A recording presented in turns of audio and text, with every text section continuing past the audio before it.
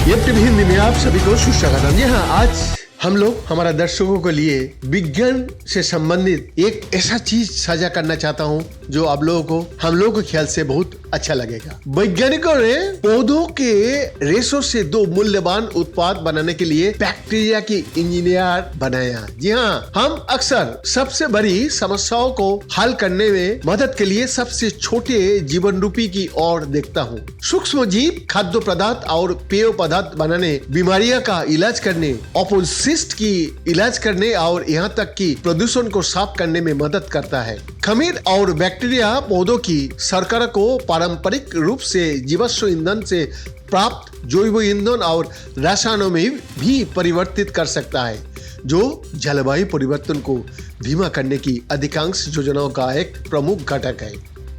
अब विस्कोसिन मेडिसिन विश्वविद्यालय की शोधकर्ताओं ने ऐसे बैक्टीरिया का निर्माण किया है जो कम उपयोग किए गए पौधे को फाइबर से एक ही समय में दो रासायनिक उत्पाद तैयार कर सकता है और इंसानों को विपरीत ये मल्टीटास्किंग सूक्ष्म जीव दोनों काम समान रूप से अच्छी तरह से कर सकता है।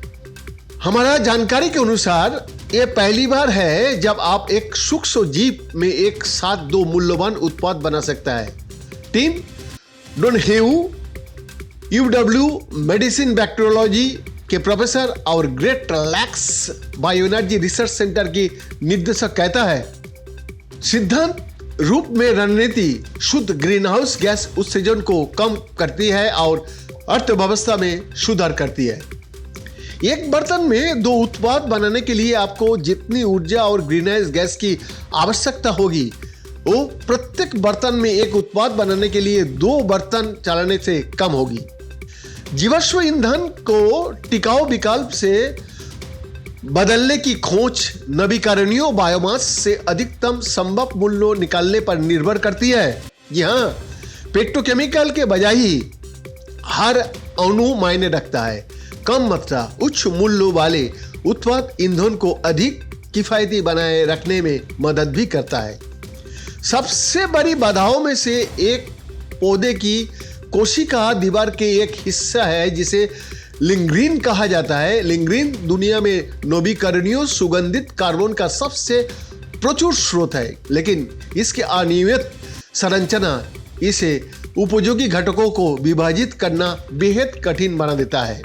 इसीलिए GLBRC के वैज्ञानिकों ने नोवोस्फिंगोबियम एरोमोटिकोन्स, कभी कभी केवल नो भी कहा जाता है, नामक जीवाणु का अध्ययन किया जो लिग्निन के कई घटकों को पचा सकता है और आनुवंशिक रूप से संशोधित करना अपेक्षाकृत आसान होता है। 2019 में शोधकर्ताओं ने नोवी की एक किस्म का निर्माण किया जो नायलॉन और पॉलीयूरेशन जैसे प्लास्टिक का एक प्रमुख घटक का उत्पादन कर सकता है, जिसे PDC का रूप में माना जाता है। हाल ही में डोनहू की प्रयोगशाला में एक टीम ने एक और संशोधन की खोज की जो नोवो की CCMA नामक एक अलग प्लास्टिक घटक बनाने की अनुमति देता है। लेकिन वो नहीं रुके। शोध में योगदान देने वाला हाल ही में डायरेक्ट स्नातक बेन हॉल कहता है, हम केवल दो उत्पादों का उत्पादन करके अपनी कार्बन उत्सर्जन समस्या का समाधान नहीं करने जा रहे हैं। डोनहू की टीम ने संभावित उत्पादों की एक सूची तैयार करने के लिए जीनोमिक मॉडलिंग का उपयोग किया, जिन्हें बायोमास एरोमेटिक्स से बनाया जा सकता है। सूची में सबसे ऊपर जेक्सेथीन था, जो कैरोटीनोइड का नाम से जाने वाली कार्बोनिक पिगमेंट का समूह से एक है। कैरोटीनोइड जो गाजर, कद्दू, सामन और यहाँ तक कि राजहंस को उनकी विशिष्ट रंग देने के पोषण संबंधी पूरक फार्मास्यूटिकल्स और सौंदर्य प्रसाधनों के रूप में उपयोग किया जाता है और इसका संचयी बाजार मूल्य प्रति वर्ष $10 अरब का होता है।